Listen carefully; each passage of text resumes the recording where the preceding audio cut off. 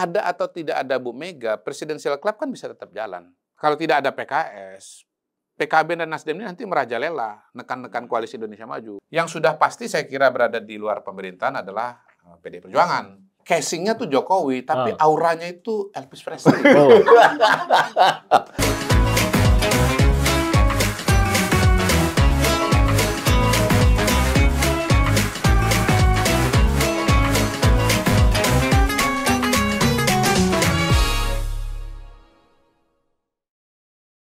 Politik 442 hari ini kembali lagi menghadirkan Coach Kodari. Ya, kalau Coach Kodari hadir, ini ada yang spesial yang mau dia sampaikan. Iya. Mungkin dia sudah tahu siapa juara Liga Inggris. Waduh, ini masih jadi pertanyaan karena kemenangan kemarin kan. Tapi entah tahu, saya tanya dulu, Coach baik-baik saja, tidak terluka, tidak lecet atau apa? Karena apa? Iya, kesenggol sama Pak Kita ngelihat Jokowi itu di kemarin TV. itu. Bukan kesenggol ada di Pak belakang Jokowi sih, kesenggol Pak Walpri. Pengawal pribadi Jokowi. Walprinya intercept, mengamankan ada orang yang menerobos. Gitu. Jadi sebetulnya itu justru bagian dari pengamanan, goyang-goyang untuk keamanan. Goyang itu aman ya. Tapi aman ya untuk keamanan. Karena kalau kita lihat videonya kan heboh juga Pak Jokowi apa ya. Itu kalau ada wasit dorong gitu. Kartu merah. Kuning. Oh benar. Merah kuning, merah ya. Kartu merah loh. Main bola apa. Mentang-mentang politik 442 semua diserempetin. Saya kira bagus lah kalau kita bayangkan Walprinya itu pakai seragam wasit gitu ya. Waduh. Sambil dia pengatur peruit lalu jadi aman. Kartu hitam set gitu. Kartu merah set. Terus si Kalau bapaknya ada warga yang mau mendekat kuning. Ntar dulu, saya nggak nyenggol kok. Kamu nyenggol, nggak nyenggol, coba cek VAR. Cek. Oh iya bener, ini Walpri yang nyenggol. Banyak VAR-nya di Instagram, banyak itu. Ada slow-mo gitu, adegan-adegan itu ya. Segala sudut tuh, entah dari media mana kan kameranya ke situ. Dan dari semua sudut itu kelihatan. Muhammad Kodari ada terus. Makanya kita nanya barusan. Dia ikutan ngetop gara-gara itu penerobos itu. Jadi pertanyaan ini Kodari ngapain lagi ada di situ? Gitu. Lagi diminta nemenin atau gimana? Iya, diajak untuk ngeliat langsung lah bagaimana interaksi Pak Jokowi dengan masyarakat dan ya bagaimana program-program pembangunan itu ditinjau oleh Pak Jokowi, diresmikan. Menurut saya itu pengalaman yang luar biasa ya, lihat Pak Jokowi secara langsung dan masih ngontrol ya hal-hal semacam itu masih dong, kan memang masih jabatan. Bertugas. Tetapi buat saya yang amazing itu adalah bagaimana kecintaan rakyat kepada Pak Jokowi itu luar biasa loh, histeris loh. Sampai sekarang? Iya, jadi saya bilang, Pak, ini Bapak ini bukan presiden, Bapak ini Elvis Presley. Saya bilang, waduh. Iya, karena saya cuma menyaksikan Presiden ternyata. Saya cuma menyaksikan reaksi histeria kayak begitu ya. Itu kalau saya nonton film dokumenter tentang Elvis Presley loh. Oh, kayak ngeliat rockstar gitu ya. Betul. Jadi itu kelanjutannya, Pak, you are a rockstar. Saya bilang gitu, Bapak bukan presiden, Bapak itu you are a rockstar. Saya bilang, tanpa gitar. Tanpa gitar. Elvis Presley tanpa gitar. Kok bisa gitu loh? Wah, memang histeris banget loh masyarakat itu. Pak Jokowi, wow gitu. Saya takut pagar roboh ya. Pengen ngomong, pengen dekat, foto bersama. Pengen foto. Dan mungkin Pak Jokowi salah satu presiden yang mau meladeni hal semacam ini. Oh, banget. Presiden itu. Seingat saya sih presiden yang banyak selfie sama orang posting selfie bersama presiden paling banyak Pak Jokowi. Pak Jokowi sih. Karena kalau lagi kunjungan tuh ya Pak Jokowi berhenti gitu untuk melayani selfie itu. Suatu yang nggak tahu kita masih akan ada lagi. Beliau memang people's person ya, people's person betul ya. Dia mengerti orang mungkin cuma sekali seumur hidup bisa ketemu dia istilahnya ya. Itu kabupaten kan itu kan pulau. Terus kabupaten Kolaka itu dari Kendari itu 7 jam kalau jalan darat ke Muna itu. Tapi di sana itu orang ya lihat Pak Jokowi itu ya gimana ya? Memang saya ngeliatnya itu jadi pesta rakyat di mana Pak Jokowi datang itu rakyat kumpul, rame, terus kemudian ya ini pertunjukan musik rock. kayak lagi konser. Tapi menarik lagi konser. Dia kan keliling misalnya kalau ada rumah sakit, dia dari depan, terus motor naik ke atas, wah itu perawat segala macam pasien. Yang sakit lu. Yang sakit. Yang sakit lu. Ada Pak Jokowi. Ada Jokowi betul. Bapak kan sakit, Pak. Bapak sakit kan? Kalau gitu sering-sering Pak Jokowi ke rumah sakit biar pasien cepat sembuh semua. Iya. Ya Karena mau minta selfie. Tapi cukup merata Bang Coach Kodari, karena itu kita lihat di Muna tadi yang Mas Kodari cerita kemarin kan di apa Car Free Day Jakarta sama gitu, nggak di kota, nggak di pulau, nggak di mana gitu. Iya, pokoknya kalau ini ada apa nih rame bener kalau udah deket Bundaran HI. Kemungkinan tuh ya ada Pak Jokowi bersepeda di CFD. Itu juga rame. Tapi itu di mana Pak Jokowi lihat banyak masa dia berhenti. Iya. Malah justru berhenti bagi kaos gitu. Nah, urutan mobil itu kan berhenti juga. Itu kiri kan orang. Pusing pas pampres ya. Mobil belum ditutup, lari. Motor parkir sembarang lari. Yang lagi bawa istri, tinggalin istri. Tinggal. Bener ada kejadian itu. Bener ada kejadian itu. Beneran. Iya, kejadian. Kami kan kalau mobilnya berhenti temporer gitu ya, bukan sampai di tujuan, kami nggak berani turun karena tiba-tiba bergerak kan nanti ketinggalan. Repot. Jadi gitu. Disitulah bisa melihat apa yang terjadi di masyarakat kan main. Itu. Saya selalu sih dengan beberapa kejadian itu ya, ada orang yang mencoba menerobos. Bayangin menerobos iring-iringan presiden. Iya. Ingat-ingat loh, itu bahaya loh. Itu pas pampres bisa melakukan apa saja untuk tindakan keamanan ya. Benar. Tugas utamanya kan mengamankan presiden. Hati-hatilah gitu, walaupun tetap pengen euforia, ketemu rockstar gitu nih Pak Jokowi ya, euforia itu, tapi kita bisa maklumi sih ya. Ya itulah yang terjadi ya, bukan main. Jadi casingnya tuh Jokowi, tapi auranya itu Elvis Presley. Iya. Mantap. Itu nggak kebayang ya casing Jokowi terlalu auranya. Itu yang mungkin saya tanya ini mau muji mau ngecek nih, jangan jadi nggak enak adanya. Belum bawa gitar loh. Gimana bawa gitar ya kan gitu. Tapi maksudnya dengan kesederhanaannya kan itu kan 2 hari ya, Selasa, Minggu, Senin, Selasa 3 hari. Itu saya dari awal tuh kan lihat tuh kan di mall tuh geleng-geleng di mall gitu. Tapi begitu ke pasar di kabupaten gitu, begitu juga. Jadi saya gini-gini terus lihatnya itu. Iya. Jadi berkali-kali lihat reaksi masyarakat kepada Pak Jokowi. Jangan-jangan Messi atau Ronaldo sekalipun belum tentu sebegitunya ya. Kalau saya pertanyaan begini, itu karena Jokowi presiden atau karena Jokowi? Bisa menjawab nggak tuh? Maksudnya apakah setelah Jokowi presiden lagi akan karena Jokowi adalah Jokowi. Gitu ya, bukan karena dia lagi presiden. Iya, memang auranya karisma. Jadi kan kalau kita bicara konsep kekuasaan, ada yang bersifat formal, ada yang bersifat non formal. Nah, yang non formal itu disebut sebagai karisma. Ini karismanya nih memang ada, karisma rockstar itu ada. Orang boleh ditempatkan musik rock sih. Musik rock sih benar. Iya. Jadi orang mungkin pada satu jabatan yang sama, tetapi pancaran sinarnya kan berbeda kan. Ada pancaran sinar Petromax. Jadi grup musik. Jadi grup musik. PSP. Kita turutkan ya belasungkawa ya kepada berpulangnya. Siapa? Legenda loh. Legenda ya. Itu memang dia penyanyi bukan ya? Siapa? Oh, itu salah ya. Beda. Mohon maaf, saya kecampur. PSP. Johnny Iskandar. Johnny Iskandar. Orkes musik pengantar minum racun. Pengantar minum racun, ya. PMR. Johnny Iskandar. Kalau dulu saya dibohongin, namanya Johnny S. Kok Johnny S? Bukan Johnny Iskandar. Iya kan Johnny Skandar katanya. Plesetan. Ada almarhum. Plesetan jadul. Tapi itu salah satu inilah. Itu satu pengalaman yang luar biasa. Jadi saya melihat bagaimana hasil survei itu ya di atas kertas ya, hasil sebuah riset, metodologi ilmiah, random sampling, wawancara kepada responden, lalu disajikan menjadi angka-angka. Kalau saya ngeliat ini secara langsung. Berdasarkan riset metodologi ilmiah, saya punya keyakinan yang disebut sebagai hakul yakin.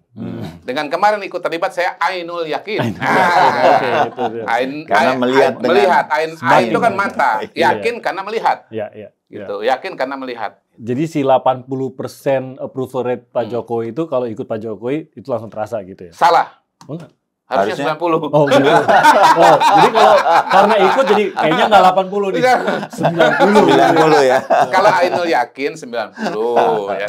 Tapi kalau Hakul yakin metodologi ilmiah 80. 80. Gitu. Ya, tapi itu pentingnya sebetulnya kita riset ilmiah kan, karena itu kan sistematis ya. Kalau ini kan istilahnya incidental dan subjektif begitu. Iya, mungkin daerah. Iya, kalau lihat ini wah ini 90%, tapi begitu disurvei kan 80% kan gitu. Itu ya kita harus berpegangan kepada yang Hakul yakin tadi ketimbang Ainul yakin, karena kalau Ainul yakin itu kan kita sendiri individu. Kalau ini kan memang riset ilmiah menggambarkan responden yang representatif ya terhadap populasi gitu. Nah, ini saya pengen taunya gini sih. Sebenarnya bahasan kita tuh pengen membahas ya pasti langkah pemerintah ke depan. Tapi banyak yang saya yakin kan banyak pendukung Jokowi yang juga bertanya-tanya mengenai Pak Jokowi ini habis jadi presiden akan seperti apa. Kemana? Nah, kalau kita lihat dukungan, makanya saya tanya tadi, ini Jokowi sebagai presiden atau Jokowi menjadi sebagai seorang person Jokowi? atau orang? Karena kalau Jokowi sebagai Jokowi penerimanya begitu, anggapan saya adalah Pak Jokowi setelah nggak jadi presiden, tetap aja akan digituin gitu istilahnya, tetap aja seperti ketemu rockstar, tetap populer, tetap masyarakat tuh ini. Itu kan sebuah dukungan besar yang sebenarnya bisa memberi kekuatan, ya namanya kekuatan publik ya, dari masyarakat, masyarakat menyukai. Itu akan diapain gitu ya. Pergerakan Pak Jokowi ini pasti akan ya ada pendukungnya, gitu. Dan kalau saya ngomong ada, banyak pendukungnya. Kalau cuma kecil mungkin nggak ngaruh. Berarti Pak Jokowi ini akan tetap menjadi seorang figur yang dilihat oleh masyarakat, memperoleh dukungan masyarakat, otomatis memiliki suara dalam ranah politik. Itu benar nggak sih? Tapi dalam format apa itu yang mungkin menjadi pertanyaan banyak pendukung Jokowi kalau pada sekarang, hari ini saya melihat memang sayang sekali ya modal sosial yang itu dia modal sosialnya, dan karisma yang ada pada Pak Jokowi itu kalau dibiarkan tidak dimanfaatkan untuk mengawal agenda-agenda pemerintahan. Gitu. Nah, kalau kita bicara mengawal agenda pemerintahan kan kita bicara pada dua aspek ya. Pertama jabatan di pemerintahan, yang kedua bicara pada partai politik. Kalau bicara jabatan pada pemerintahan kan rasa-rasanya udah nggak mungkin karena presiden itu sudah jabatan yang tertinggi of the world. Betul. Kalaupun misalnya bisa aja dibuat sebuah lembaga ya. Yang ada sekarang kan One Team Press. Tapi One Team Press itu posisinya kan boleh dibilang di bawah presiden toh. Gitu. Jadi saya kira perlu institusi yang lain yang minimal setara, katakanlah misalnya DPA seperti masa lalu. Tapi itu kan membutuhkan amandemen konstitusi. Yang kedua, saya nggak tahu apakah misalnya bisa dibuat berdasarkan undang-undang. Dan yang ketiga pada hari ini menurut saya solusi yang sudah disediakan oleh Pak Prabowo adalah Presidential Club itu. Jadi Presidential Club menjadi wadah di mana mantan presiden bisa berkomunikasi, bisa memberikan masukan, dan bisa memberikan saran kepada presiden yang sedang berkuasa. Gitu. Dan diberi kekuatan ini untuk apa berregulasi kah? Oh tidak. Kalau Presidential Club kan karena dia informal, maka dia tidak punya pengaruh secara formal. Lebih kepada respect, masukan aja gitu ya. Lebih kepada apresiasi.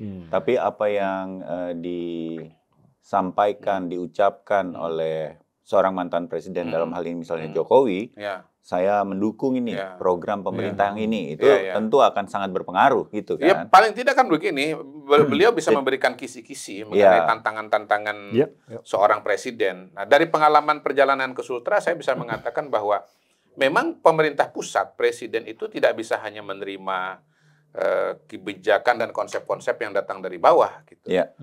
Dia juga harus turun ke lapangan karena apa yang dikerjakan di daerah pertama-tama perspektifnya mungkin perspektif lokal. Yang kedua gimana ya? Kualitas pemerintahan daerah kan sangat bervariasi satu dengan yang lain ya. Kemarin di Konawe kalau saya tidak salah, itu saya terkejut lihat rumah sakitnya. Bagus banget. Dengan pengalaman saya ke berbagai daerah, Kabupaten Konawe itu punya rumah sakit yang sangat bagus. Besarnya, desainnya, bersihnya, ademnya. Dan itu ternyata dibiayai bukan dengan APBN, tapi dengan pinjaman SMI, Sarana di infrastruktur. Ya. Jadi pemerintah daerah itu pinjam untuk bangun rumah sakit, dan karena rumah sakitnya itu berjalan dengan baik, dia punya pendapatan, dia mencicil, dia membayar hutang itu. Oh, jadi mengembalikan mengembalikan lagi. Jadi tidak memberatkan APBN dalam pengertian ya bangun lalu duit nggak balik, istilahnya dalam tanda kutip gitu ya, ke kas negara kan. Ini duitnya balik ke kas negara. Dan mungkin ini rumah sakit jadi bagus karena dia pakai dana pinjaman, sehingga dia disiplin dan tanggung jawab. Karena ada kewajiban yang harus dipenuhi. Kewajiban harus dipenuhi gitu loh. Kalau tidak kalau udah jadi ya udah selesai seperti tanggung jawab untuk ini kita harus harus bertahan, ada pasien, bukan ingin orang sakit, tapi pelayanannya baik. Banyak pasien yang berobat di situ, dipercaya, itu kan menghasilkan. Betul, dan hemat saya ini kan salah satu insight penting ya, bagaimana soal membangun infrastruktur, fasilitas kesehatan. Intinya Coach Kodari ini bisa jadi ini misalnya ya, Jif, ini bisa saja ini kemudian dijadikan semacam benchmark untuk ditempatkan di daerah yang lain gitu. Nah, yang kedua ada kasus-kasus di mana sebetulnya ada suatu kebutuhan, tetapi kemudian tidak terkomunikasikan sampai ke atas. Gitu. Misalnya di Kabupaten, kalau tidak salah di Kolaka atau Kolaka Utara, itu ternyata di sana ada produksi, ada sentra produksi beras, tetapi kemudian alat penggilingannya itu kurang maksimal gitu. Nah, saya kan mendengar dalam perjalanan di mobil itu antara Pak Mensesnek kalau nggak salah ya dengan Kepala Badan Pangan Nasional itu berbicara mengenai kebutuhan adanya mesin penggilingan katakanlah begitu. Ya saya nggak berani ngomong detail ya, takut salah ini. Tapi intinya itu dibicarakan untuk dicarikan solusinya. Jadi sambil belanja masalah juga dan kalau mencari perlu, solusi. Iya, mencarikan solusi, menyelesaikan masalahnya. Ya, mencarikan solusi. Itu gitu pentingnya. Orang kita Indonesia yang begini luas dari Sabang sampai Merauke punya presiden yang mau turun seperti itu ya. Jadi siapa tahu ada visi dia rumah sakit. Tentu kita kalau jadi presiden kita pengen semua rumah sakit bagus gitu. Tapi ternyata pelaksanaannya seperti apa dan bagaimana. Betul. Nah, itu dan yang salah satu yang paling menonjol, itu adalah kurangnya sarana prasarana, perlengkapan peralatan gitu. Jadi di luar soal fisik bangunan itu masalah adalah klasik tuh. Jadi misalnya CT scan, mamograf atau pokoknya buat mamograf ya untuk mamograf ya. Kemudian beberapa peralatan lain. Nah, Kementerian Kesehatan sekarang ini itu kan punya agenda untuk melengkapi rumah sakit di daerah sebanyak mungkin rumah sakit di daerah dengan perlengkapan yang membantu masyarakat itu tidak perlu jauh-jauh, misalnya ke ibu kota, ya. Dan kita bayangkan ya, yang misalnya Konawe 2 jam perjalanan, Kolaka yang 7 jam, ya kan, Muna yang mungkin perlu berapa jam untuk ke ibu kota provinsi karena dia pulau tersendiri. Itu harus dilengkapi dengan peralatan-peralatan ini. Di situ juga Pak Jokowi juga tanya, kalau datanya nasional menurut Pak Menkes kan penyakit-penyakit yang sekarang ini banyak itu kan penyakit jantung, kemudian stroke. Dia konfirmasi tuh di rumah sakit ini di sini penyakit apa yang paling banyak. Dicocokkan gitu datanya. Nah, sekarang ini Kementerian Kesehatan itu sungguh-sungguh sekali untuk melengkapi peralatan-peralatan di rumah sakit. Tetapi ternyata peralatan pun nggak berhenti di situ. Personalianya ada nggak yang capable, yang mampu? Alat ada tapi nggak ada yang bisa mengoperasikan. Itu ditanya sama Pak Jokowi. Ini dokter ahlinya sudah ada belum? Operatornya sudah ada atau belum? Dan dalam konteks itu akhirnya kita juga memahami kenapa Pak Menkes misalnya sekarang ini merumuskan sebuah program dokter spesialis yang melalui jalur rumah sakit ya. Itu kemarin saya juga habis ngomong. Melalui jalur rumah sakit. Itu menarik sih. Bukan melalui jalur universitas, fakultas kedokteran katakanlah begitu. Ini untuk mempercepat SDM itu. Dari teman saya yang bekerja di rumah sakit, dia cerita, Kodari dia bilang, kalau di luar negeri praktek seperti itu spesialis in hospital itu sudah sangat biasa. Indonesia aja nggak. Lah saya bilang, ini kan common sense banget gitu. Kenapa nggak diterapkan selama ini? Dari dulu. Dan ini tanpa ini loh Mas Kodari. Karena saya tahu kebetulan saudara saya juga terlibat di situ kan. Dia ketua ID Merauke. Jadi dia terlibat di situ, dia cerita lah kenapa ini berdampak sekali. Jadi saya baru tahu ternyata selama ini itu seharusnya sudah bisa diterapkan, tidak diterapkan tanpa gembar-gembor perayaan yang besar. Itu langsung diterapkan. Jadi ini kayak kerja-kerja belakang yang ya udah yang penting dikerjakan, nggak usah dipestain gede-gede. Tapi ya itu dampak seperti dikatakan tadi. Sangat berdampak. Dapat spesialis di daerah-daerah. Iya, berdampaknya begini. Pertama ya, kalau metode yang dulu ini saya tahu karena saya ngalamin ada saudara saya yang ngambil spesialis. Pertama, dokter umum kalau ngambil spesialis itu 5 tahun dia nggak boleh kerja loh. Pertanyaannya dia makan dari mana? Iyalah. Kalau nggak ada saudara, orang tua yang memberikan dukungan finansial untuk kehidupan keluarganya, nggak bisa dia ngambil spesialis. Yang kedua, biayanya sangat mahal spesialis itu. Iyalah. Sehingga akhirnya memang yang bisa melanjutkan ke spesialis itu hanya orang-orang yang sangat-sangat mampu secara ekonomi. Iya. Bahkan masuk fakultas kedokteran itu bisa ditanya, kamu sanggup nggak uangnya? Bisa jadi begitu. Itu dulu daripada. Nah, kalau mekanismenya sudah seperti itu, maka kemudian dokter spesialisnya nggak mau ke daerah yang jauh-jauh. Iya. Karena dia berpikir bagaimana saya ini kapan balik modal? Melunasi hutang-hutang saya, gitu loh. Oke. Nah, dengan cara seperti ini, maka kemudian dokter umum yang ngambil spesialis tidak punya beban seperti itu. Iya. Karena dia tetap digaji, ya, dan dia tidak perlu keluar biaya SPP yang sangat-sangat besar. Iya. Kemudian yang berikutnya lagi adalah jumlah rumah sakit jauh lebih banyak dan jauh lebih tersebar daripada fakultas kedokteran. Ya, pasti lah. Iya. Pasti. Sehingga produksi dokter spesialisnya akan jauh lebih cepat. Lebih cepat untuk segera memenuhi. Kita ini punya kan? kebutuhan. Iya. Karena kita kekurangan dokter spesialis. Iyalah. Apalagi di daerah. Nah, dari kunjungan kemarin itu ini saya dapat perspektif. Ini jadi salah satu yang situ ya pembahasan kita ya. Menarik. Luar biasa kan perspektifnya kan. Itu banget loh. Itu arah untuk segera diselesaikan solusi ini itu kemarin terlihat. Kelihatan. Okay. Jadi dicocok-cocok apa? Ya rumah sakitnya sudah ada. Habis itu peralatannya bagaimana? Dokternya bagaimana? Itu yang namanya kalau istilahnya Pak Mensesnek itu yang namanya sinergi. Sinergi itu bukan kalimat besar yang tidak ada maknanya. Bukan omon-omon gitu loh. Dan itu kelebihan Pak Jokowi. Dia nanya ini ada, kalau ininya bagaimana? Misalnya meresmikan bendungan kan. Pertanian itu kan syaratnya apa? Ada bibit, ada lahan, ada air, irigasi kan. Ada pasar dan seterusnya. Beliau bikin bendungan. Bibitnya bagaimana? Ya kan? Mekanisasinya bagaimana? Jangan bendungan tok. Iya, jangan bendungan berhenti di bendungan saja.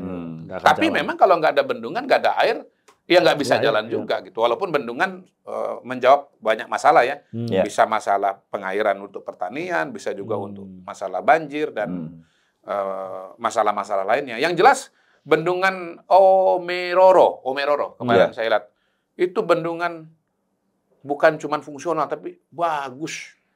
Bagus ya. Untung kita punya Menteri PUPR ini yang seniman juga. Kayak Pak Basuki ini.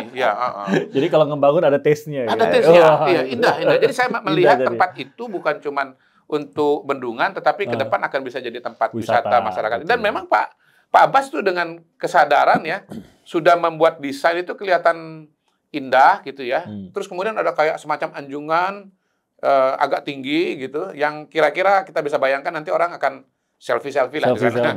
Ya, jadi menara pandangnya gitu ya. Dengan bisa di belakangnya ada danau, bisa selfie. Jadi bagus kemarin itu saya lihat indah. Bendungan itu indah sekali, fungsional sekaligus juga estetik. Kalau Bang Kodari sih ingin melihat ada keterlibatan Pak Jokowi, keterlibatan dalam bentuk apapun ya, entah itu sekedar itu tadi memberikan masukan kah, atau ditanya oleh presiden berikutnya kah, itu karena tadi ya ada modal sosial itu tadi ya.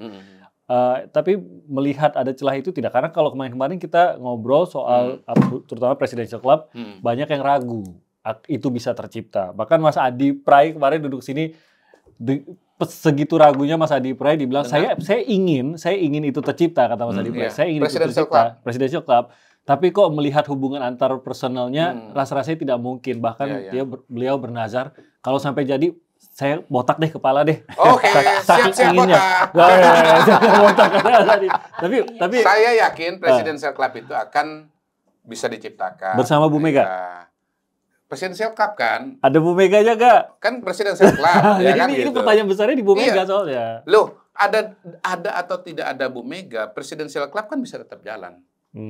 Soal apakah mau bergabung atau tidak itu kan soal yang lain lagi. Jangan jangan dicampur adukan loh. Berdirinya Presidential Club dengan anggota Presidential Club itu jangan dicampur adukan. Oke. Paling tidak kan kita lihat pada hari ini Pak Prabowo, Pak Jokowi, Pak SBY itu kan berada dalam satu gelombang, dalam satu frekuensi, semuanya setuju gitu. Apakah kemudian misalnya Bu Mega gabung atau tidak, itu kembali kepada Ibu Mega.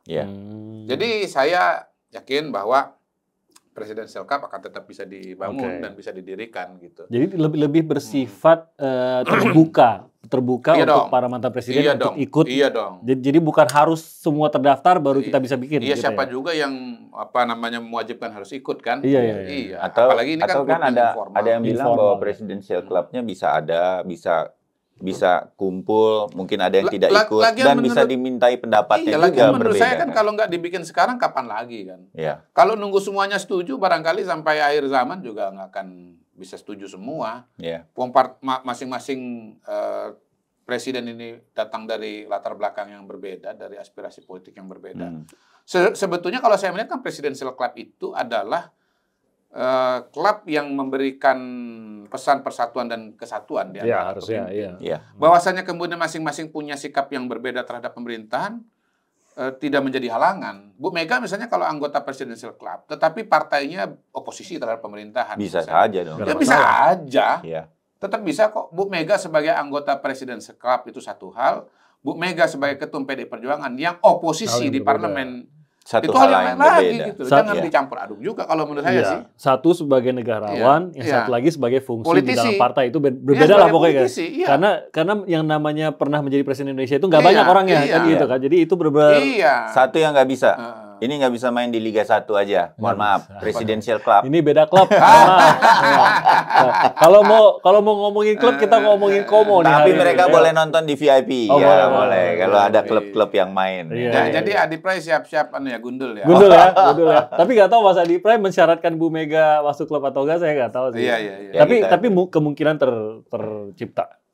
Menurut saya sih Pak Prabowo serius sekali. Tapi masalah nggak kalau misalkan Bu Meganya enggak menanggapi, katakan gitu ya, jadi nggak bilang nggak bilang iya, tapi nggak pernah menanggapi. Saya kembalikan kalau gitu, masalahnya di mana? Karena terlihat tidak kompak mantan presiden kita ini. Jadi masalah penilaian kan di dalam politiknya juga. Akhirnya kan itu semua kembali kepada masyarakat. Penilaian masyarakat. Penilaian kan. Itu kan nggak punya kaitan dengan jabatan, dengan undang-undang misalnya, nggak ada. Nggak ada kaitan dengan sesuatu yang bersifat wajib, ada sanksi dan seterusnya, nggak ada. Jadi sanksinya mungkin sanksi sosial. Masyarakat yang akan memberikan penilaian. Opini terhadap siapapun itu gitu ya. Opini terhadap para presiden dan mantan presiden itu, siapa yang mau bersama-sama, siapa yang mau tidak bersama-sama.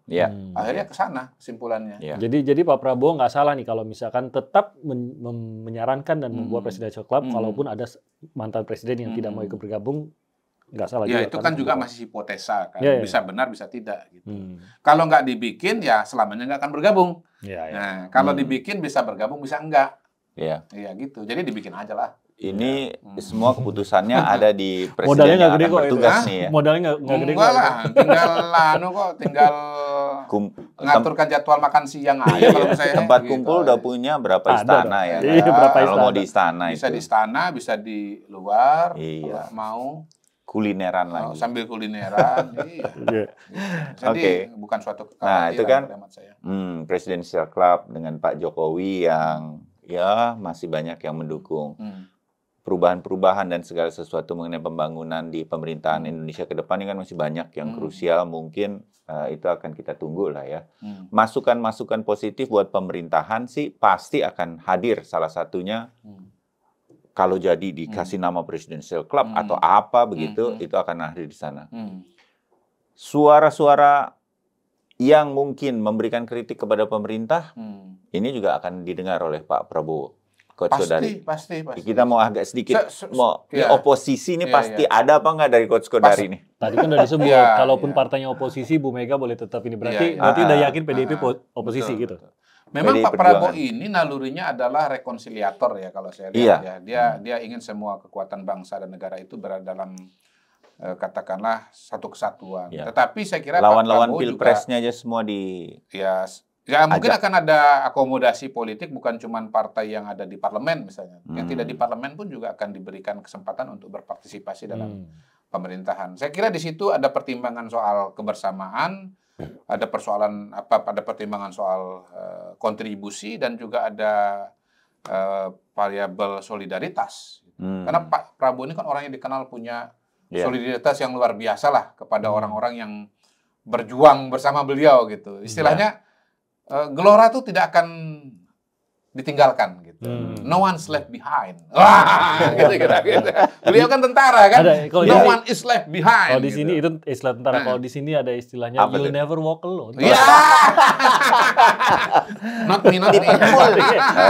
Kalau ini nggak cocok. Iya. Padahal nggak ada Liverpool. Masuk. Nggak apa-apa. Untuk penggemar Liverpool udah masuk ya. Masuk tuh barang. Itu moto itu memang bagus. Jadi sebetulnya ini kaosnya warna merah ini. Aduh. Liverpool atau karena MU. Ini kalau dari nuansanya ini Liverpool sih terus. Merahnya agak beda dikit. Merahnya ini agak Liverpool. Agak Liverpool ya. Udah jelas nih sekarang kenapa merah-merah. Enggak lah. Jelas Chelsea, MU, Chelsea. Nggak ada Liverpool loh di sini. Nggak ada Liverpool ya? Nggak ada. Produser kali. Diam-diam ya produser Liverpool. Liverpool ya? Chelsea juga. Berarti harus cari jersey agak biru. Ini Chelsea 3 kenapa jersey masih merah aja? Ya sudah biru. Benar-benar juga. Ya segitu objektifnya lah kita. Ya enggak. Karena yang kita lagi bicarakan ini juga ada hubungannya dengan merah. PDI Perjuangan nih pasti oposisi kalau menurut saya begitu ya, dari berbagai indikator ya. Pertama dari PDI Perjuangan pada saat penetapan hasil KPU kan nggak hadir, itu sinyal yang Kalau kita mau pakai sinyal-sinyal gitu ya, Coach. Oke. Ya. Kita terpaksa pakai sinyal. Iya. Karena keputusan resminya kan nanti baru tanggal 24 toh. Iya. Tanggal 24 ini harus diperjelas juga. Kita syutingnya sebelum tanggal 24. Betul. Rakernas PDI Perjuangan tuh akan memutuskan kemungkinan kita juga masih menduga di situ akan diputuskan. Betul. Yang kedua, Mas Ganjar sebagai capresnya Bu Mega, PDI Perjuangan sudah mengatakan saya oposisi, saya berada di luar pemerintahan. Yang ketiga, Mas Hasto sebagai sekjen, wajah. Saya lebih dari sekjen, wajahnya PDI Perjuangan, wajah Bu Mega gitu. Wajah Bu Mega. Saya mau PDI Perjuangan. Kata Bu Mega saya punya wajah sendiri, nggak apa-apa dong wajah. Wajah PDI Bu Mega. Gitu. Representatif. Karena PDI Perjuangan menurut saya sih masih ada dua kelompok besar, kelompok yang istilahnya konfrontasi atau berada di luar, dan kelompok yang moderasi yang tetap masih pengen di dalam. Karena itu ya Mas Hasto adalah wajahnya Bu Mega. Gitu. Bu Mega sebagai pemegang kekuasaan tertinggi di PDI Perjuangan akan menetapkan keputusan resmi dari PDI Perjuangan. Dan Mas Hasto mengatakan bahwa sikap Mas Ganjar itu ya merefleksikan pribadi ya. Bukan suasana. Bukan, justru mengatakan itu sejalan. Sejalan dengan sikap partai. Ya kita sebut tanda-tandanya mengarah ke oposisi. Jadi tanda-tandanya itu ya mungkin 80% lah mengarah kepada oposisi. 20%-nya kalau terjadi hal-hal tertentu yang luar biasa sehingga kemudian bisa berbelok ke jalan yang lain. Jadi yang sudah pasti saya kira berada di luar pemerintahan adalah PDI Perjuangan. Nah, soal PKS masih tanda tanya. Maybe yes, maybe no, kan gitu kan? Nah, kan PKS tinggal nunggu diajak aja katanya, tapi nggak ajakannya nggak ada tanda-tandanya kalau buat PKS, Coach. Nah, jadi berbeda dengan PDI Perjuangan yang keputusannya itu memang pada PDI Perjuangan nggak mau bergabung. Kalau PKS saya kira keputusannya di tangan Pak Prabowo. Apakah mau ajak masuk atau tidak? Gitu. PKS ini diajak, alhamdulillah. Tidak diajak juga ya ikhlas lah, kira-kira begitu ya siap dengan situasi dan kondisi itu. Nah, kalau saya kan mengatakan PKS sebaiknya masuk ke dalam. Kenapa? Karena untuk mengunci pergerakan dari PKB dan Nasdem. Yang dugaan saya ke depan itu bisa manuver-manuver itu. Karena dia pada saat Pilpres dia berada di luar pemerintahan. Yang kedua memang punggawanya kan lincah-lincah semua itu kan. Lincah-lincah semua lah. Caimin tuh lincah. Sementara PKS lebih lincah. Kalau PKS lebih saklek kalau bicara apa. Enggak, ini game teori aja, game teori bahwa kalau tidak ada PKS, PKB dan Nasdem ini nanti merajalela, nekan-nekan koalisi Indonesia Maju. Kamu kalau nggak akomodasi, kami keluar loh. Keluar nih, gitu kan? Keluar nih, kan gitu. Tanpa PKB dan Nasdem, maka Kim itu di bawah 50%. Tapi kalau ada PKS, dia mau ngancem-ngancem juga susah. Karena ada PKS di situ jadi bempernya, jadi ganjalnya. Gitu. Jadi suara mayoritasnya masih bisa kejaga. Iya, kalau ada PKS, gua keluar nih, kata Caimin. Langsung kehilangan suara itu. Keluar aja deh lu. Gitu kan, bisa begitu. Oh, lincahnya itu maksudnya? Iya. Lincah apa labil maksudnya? Dua-duanya lah. Okay. Itu dia. Jadi saya lihat PKS itu diperlukan untuk mengunci. Dan notabene PDI Perjuangan dengan kursi hampir 20% sebetulnya kurang lebih sudah menggambarkan atau sudah mewadahi mereka-mereka yang tidak puas lah dengan pemerintahan ke depan gitu ya. Kalau diproyeksikan bahwa tingkat kepuasan kepada Pak Prabowo itu juga di kisaran 80% seperti Pak Jokowi. Gitu. Jadi saya kira itu yang diusulkan ya kepada Pak Prabowo. Tetapi kan kembali kepada Pak Prabowo, apakah PKS akan dimasukkan ke dalam kabinet atau enggak? Tidak, toh? Ada protes juga kan dari Gelora kan? Gelora sebagai pecahnya PKS masih belum berkenan. Nah, mungkin solusinya itu adalah PKS masuk, tapi Gelora juga masuk, gitu. Gelora PKS namanya gitu ya? Iya. Enggak, PKS bergelora. PKS bergelora. Warnanya apa itu? Hitam, kuning, biru. Kalau rapat kabinet, Gelora di situ, PKS di situ. Agak jauh dikit. Iya. Protes dari dalam. Tapi ya TTM. Teman tapi mesra. Teman tapi musuh. Gelora dan PKS itu TTM, teman tapi musuh. Teman di dalam kabinet, tetapi di luar itu mereka musuhan. Ya, rebutan pasti ininya kan yang dicari suaranya sama ya antara Gelora dan PKS. Saya berandai-andai ya, Coach Kodari. Kalau Pak Prabowo misalnya tidak memilih PKS untuk ikut bergabung, PKS kan akan berada di oposisi bersama PDI Perjuangan. Ini juga dua partai yang sebetulnya jarang di dalam tingkat nasional mereka berada dalam satu visi. Tapi sebagai oposisi, itu seperti apa nanti? Ya, mereka akan menjadi menjadi oposisi yang mungkin ya jalan sendiri-sendiri. Jalan sendiri ya. Okay. TTM juga, teman tapi musuh juga. Karena teman oposisi tapi secara ideologi bermusuhan gitu. Iya. Tapi format saya membayangkannya kan kalau kita ingin memberikan kritik kritik membangun nih maksudnya. Dia akan bersatu begitu PDI Perjuangan dan PKS sehingga dia akan lebih kuat didengar. Gini, realitanya gini ya, realitanya. Ternyata belum tentu ya. Realitanya adalah nanti pada beberapa isu mungkin mereka bersama-sama. Tapi dalam isu yang berbeda mereka akan bisa saja jalan sendiri-sendiri. Ya, kita tahu bahwa masing-masing partai ini punya pandangan ideologis sendiri-sendiri. Pada isu-isu yang sensitif atau mencerminkan posisi ideologis mereka, terutama yang biasanya berkaitan dengan ranah privat ya, berkaitan dengan ranah privat, itu nanti akan berbeda mereka. Tetapi untuk untuk hal-hal yang bersifat umum ya, misalnya soal asumsi pertumbuhan ekonomi, asumsi pendapatan itu bisa barengan tuh. Ya, itu bisa barengan itu.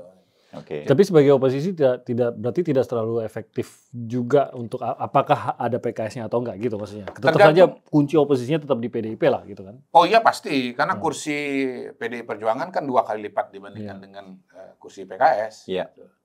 Tapi sebetulnya balik lagi kalau kita bicara oposisi ya, kita bicara mengenai topik juga sebetulnya isunya apa gitu. Ada isu-isu yang sangat elitis dalam pengertian tidak diketahui, tidak dikenal, dan tidak menjadi concern bagi publik, tidak terlalu menjadi concern publik luas, tetapi ada juga yang berkaitan dengan concern publik luas. Gitu. Ada isu-isu yang populer, ada isu-isu yang nggak terlalu populer. Jadi kalau sendirian, kalau PDIP akhirnya sendirian, apakah pertanyaan gitu, apakah PDIP akan menjadi Bung Toelnya sepak bola Indonesia? Gitu? Iya. Karena di tengah itu kan dukungan besar nih ke Pak Prabowo nih, tiba-tiba ada suara. Jelaskan dulu, Bung Toel itu gimana sih? Kalau Bung bola Indonesia Bung Toel tuh sering di sini loh. Kenapa dia dianggap sebagai oposisi? Kalau kita lihat kan sebenarnya di saat timnas lagi banyak pujian, memang Bung Toel cukup konsisten untuk tetap mengkritik sisi-sisi yang dirasa Apakah beliau oposisi terhadap Erick Thohir, terhadap PSSI? Enggak sih kayaknya. Enggak ya? Kalau oposisi. Berarti oposisinya mas apa? Makanya kayak Bung Toel tuh selalu bilang, kenapa nih yang bilang saya benci timnas. Nggak pernah benci timnas. Jadi itu oposisi terhadap siapa? Dia sering kritik siapa? Kalau netizen bilangnya oposisinya STY. STY. Kepada coach. Jadi STY itu adalah pemerintahan ya. Pak Prabowo berarti STY Pak Prabowo gitu ya. Iya. Berarti Toel ada Bu Mega. Saya nggak bilang gitu. Hasto. Sama dong. Pak Hasto aja. Tapi masukan-masukan ini kalau kita bicara di sepak bola, masukan-masukan yang disampaikan Tommy Welly, Toel, kepada sepak bola Indonesia dalam hal ini, apa aja pelatih STY. Poinnya apa aja sebetulnya posisi Toel? Poin-poinnya, satu, prestasi. Timnas, kan ada 3 besar yang harus 3 federasi, 3 isu besar. Timnas harus berprestasi, liga harus berjalan dengan baik, dan pembinaan usia muda. Pembibitan. Ya, dan sementara ini tampaknya federasi PSSI itu masih fokus pada prestasi timnas yang sekarang sudah didapat.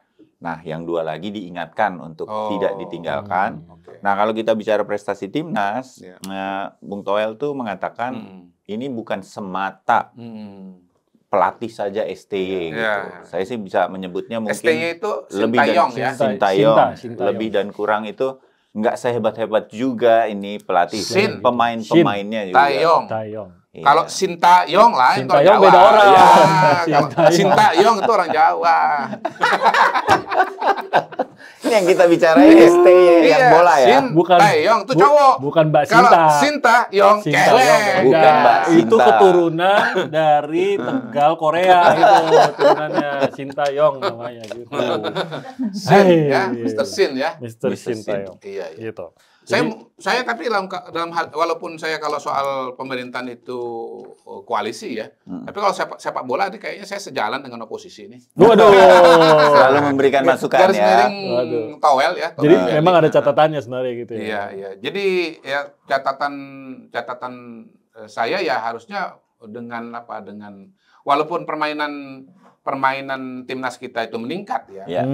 Tapi saya memang lebih merasa karena itu adalah masuknya pemain-pemain yang naturalisasi. Pemain-pemain khususnya naturalisasi memang yang punya kemampuan bertarung lebih baik di lapangan.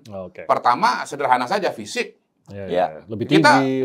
Lebih tinggi. Itu it does matter loh dalam pertandingan sepak bola berhadapan dengan pemain-pemain lawan yang juga tinggi-tinggi. Kemudian basic skill-nya memang juga lebih bagus. Sehingga istilahnya bola oper itu jatuh di tangan di kaki pemain, bukan jatuh di penonton. Bola kalau dioper ditangkap bola diem. Kalau saya itu sederhana aja. Sebelum ini timnas itu kalau dia dapat operan dari kawannya, dia sibuk ngendalin bola. Mencoba menenangkan bola itu gitu ya. Bolanya nggak lengket di kakinya gitu ya. Gimana dia harus mikir melihat pemain lawan di mana sementara dia sibuk dengan bolanya sendiri. Berarti sepatu yang sekarang lebih bagus. Bukan sepatunya. Ini oposisi juga nih kayak skill itu. Timnas maju karena sepatu. Aduh. Apa karena seragam? Kalau kaosnya isu lah gitu. Jersey ya. Coba itu politik Papardua dibalik tulisannya apa sih? Mereknya apa sih itu jersey? Jangan-jangan sama ya. Tolong sponsorin. Jadi sekarang ini kan kita lihat ya operan itu bisa diem bolanya kan. Yang kedua bisa terima operan sambil lari. Dulu sambil kalau terima operan sambil lari, orangnya di mana, bolanya di mana gitu, nggak ketemu gitu loh. Iya. Jadi ada peningkatan lah. Peningkatan, tetapi balik lagi bahwa memang itu artinya orangnya. Iya, pemain-pemainnya. Jadi kita bicara pemain timnas itu kan pertama fisik, yang kedua skill sepak bola, yang ketiga mental, yang keempat strategi. Gitu. Nah, kalau saya terus terang dari dulu lebih percaya dengan Park Seng-ho. Apa itu? Oh, si pelatih Korea yang satunya lagi ini. Iya, pelatih Korea mantan pelatih timnas. Iya. Saya melihat Park Seng-ho itu dia bisa membangun mental baja. Mental baja di timnasnya Vietnam. Ya. Saya lihat dia sebelum bisa. Dia bisa melahirkan mental Vietcong. Waduh. Yang bisa mengusir Amerika Serikat. Dia bisa mengusir Amerika. Dan Prancis dari tanah Vietnam itu. Jadi jiwa Vietcongnya itu keluar. Gitu. Jiwa perjuangannya itu keluar. Kalau boleh itu lapangan dulu digali jadi terowongan. Nggak bisa gitu. Bikin golnya lagi. Iya. Jadi mental gorong-gorongnya itu kuat. Ini kita belum punya mental gorong-gorong. Ini masih mental lapangan biasa ini. Gitu. Park Seng-ho. biar menimbulkan jiwa Indokong. Indokong apa sih? Udah mulai kacau deh. Kan Vietcong. Perjuangan kita apa dulu ya? Indokong. Biarin aja jadi pro kontra. Namanya juga 442. Iya, karena kesini kan mau ketawa-ketawa kan? Iya kan? Iya, ini juga udah orang nonton kok. Orang ngantuk nggak bisa tidur kan dia nonton. Tadi menit 40 udah pada bubar semua. Ini bebas udah terserah mau ngomong apa. Jadi melahirkan mental Indokong. Gitu. Jadi sisi itu setuju harus ada yang masih terus dibenahi. Menurut saya pada hari ini ya naturalisasi itu nggak bisa dihindarkan. Iyalah. Ya, karena apa? Karena kalau kita mau punya competitiveness ya di dunia internasional. Kecuali kalau Anda sabar banget menunggu 20 tahun sampai nanti generasi pemain sepak bola Indonesia itu jangkung-jangkungnya kayak Jay Izes, kayak Justin Hapner, bener ya? Iya, Hapner. Kayak Rafael Struijk. Rafael Struijk. Saya nggak mau Struijk ini orang Belanda. Kok Belanda itu tulisannya kayak Indonesia. Struijk kalau bacanya. Struijk itu bahasa Inggris. Tulisannya nggak UI gitu. Tulisannya Struijk lah. Struijk. Iya, Hupner, jangan Hapner. Hupner. Iya. Witan. Ya Witan. Sulaiman, Witan. Emang mau dibaca gimana lagi? Witan itu kalau bahasa Belandanya ya Witan. Jangan di Witan. Apa kabar para timnas U23 kita? Sulaiman ya, bukan Sulaiman. Nanti Sulaiman terbang lagi. Iya, itu sampai. By the way, saya penggemar Witan. Witan ya. Kita udah Marcelino agak memble dikit belakangan, sayang ya. Tapi nanti pasti mudah-mudahan comeback. Ya potensi dia luar biasa. Menurut saya wonderkid-nya Indonesia per hari ini sebetulnya ya Marcelino sih sebetulnya kalau buat saya. Kita kemarin Mas Tejo. Cuaon. Cuaon kan kalau cu susah, Tejo aja Tejo. Keren. Hancur nama-nama pemain kita ini. Sama Politik 442 diplesetin. Oke. Kayaknya apalagi mau kita bahas ada soal bola sih sebenarnya banyak ya. Sedikit nyambung. PDI Perjuangan kalau sendirian, PKS sudah bergabung, pengandaian saya yang kedua. Oposisi atau masukan ke pemerintah ini akan efektif juga nggak, Coach Kodari? Saya ngelihatnya tergantung definisi dari efektif itu ya. Kalau didefinisikan berubah mungkin enggak, tetapi mengkoreksi iya. Jadi saya kira demokrasi itu memang nggak boleh bulat ya, dia harus lonjong memang. Kenapa? Karena setiap pembuatan kebijakan membutuhkan sebuah antitesa. Jadi usulan seperti di sepak bola, suara-suara seperti dari Towel itu dibutuhkan. Oh bagus. Menurut saya tidak terhindarkan bahwa kita harus perbaikin liga, iya, of course. Iyalah. Pembibitan, iya, of course. Tetapi kita juga harus realistis bahwa untuk melahirkan sebuah generasi dengan fisik yang dibutuhkan seperti sepak bola itu mungkin kita perlu 10-20 tahun ke depan. Itu faktanya, realitanya. Pemain Jepang sekarang kan fisiknya kan seperti posturnya kan seperti pemain-pemain Eropa. Tetapi sampai dengan tahun 60-an saya kira ya lebih pendek daripada orang Indonesia. Baru tahun 70-an ketika mereka memperbaiki Jepang masuk gizi dan lain-lain. Sebetulnya begini, kalau kita mau bicara timnas yang maju, sebetulnya tidak terhindarkan kalau kata saya sih satu paket dengan Indonesia Emas itu gitu loh. Di mana kualitas gizi kualitas pendidikan, kualitas kesehatan, kualitas pangan, kualitas gizi itu harus bagus dulu. Gitu. Saya sih dapat tips dari satu orang teman, kalau ini buat pemirsa ya, kalau pengen anaknya jangkung itu harus banyak makan daging. Harus banyak makan daging. Ya mahal lagi. Mahal. Justru itu harus maju, bos. Kalau nggak maju, nggak bisa beli daging. Makanya ekonomi maju gitu ya. Iya, itu tadi. Biar kebeli daging. Kan sebentar lagi. Pendapatan per kapitanya harus sebentar lagi ada nanti susu gratis. Iya kan? Makan siang gratis. Makan siang. Ada dagingnya lah itu. Amin. Ya, jadi kunci pemain timnas, pembibitan pemain timnas ada di susu gratisnya Pak Prabowo nanti. Keberhasilan makan siang itu menentukan sepak bola kita. Sepak bola kita. Jauh juga ya. Jauh ya. Kayaknya enggak, tapi memang begitu. tapi efek luasnya pasti ada lah. Jadi kita membaik, tapi ekonomi juga membaik. Oke. Makasih banyak Mr. Q. Sama-sama. Atas waktunya di 442. Dan wawasan-wawasannya untuk politik nasional, terutama PDI Perjuangan dan sepak bola nasional. Maju terus timnas Indonesia. Yeay. Maju terus sepak bola Indonesia. Sampai ketemu lagi di Politik 442 berikutnya. Bye.